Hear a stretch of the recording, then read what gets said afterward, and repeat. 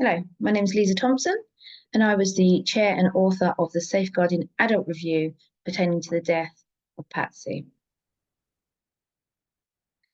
Patsy was 39 years old when she passed away at her mother and father's home in April 2022. Patsy's partner and father of her young child was violent, and in June 2020, police were involved following an assault on Patsy and her father. Patsy had a long history of drug addiction. And in August 2021, following a period of abstinence, she relapsed and was provided with a methadone prescription.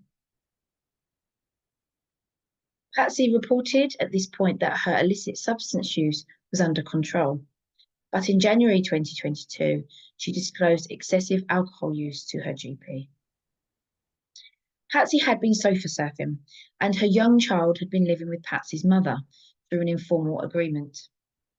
From early 2022, Patsy mostly resided at her parents' property, where her mother was also caring for Patsy's father, who was living with dementia and alcohol misuse issues. Over the following months, Patsy was conveyed to hospital on 5 occasions due to alcohol-related illnesses. On the day of her death, Patsy's mother found Patsy in bed unresponsive. Patsy had been drinking alcohol constantly since being discharged from hospital 9 days earlier. The review process identified a series of single agency learning and recommendations, which you can read in the full report, which is available on the Kent and Midway Safeguarding Adult Board website. An area that was identified for whole systems learning is around Think Family. Patsy was living in her parents' home, where her 4-year-old daughter was also being cared for by her mother. Patsy's mother also had caring responsibilities for Patsy's father, who was alcohol dependent. It is believed that also within the home was Patsy's partner, who had been violent in the past, leading to police involvement and a MARAC referral.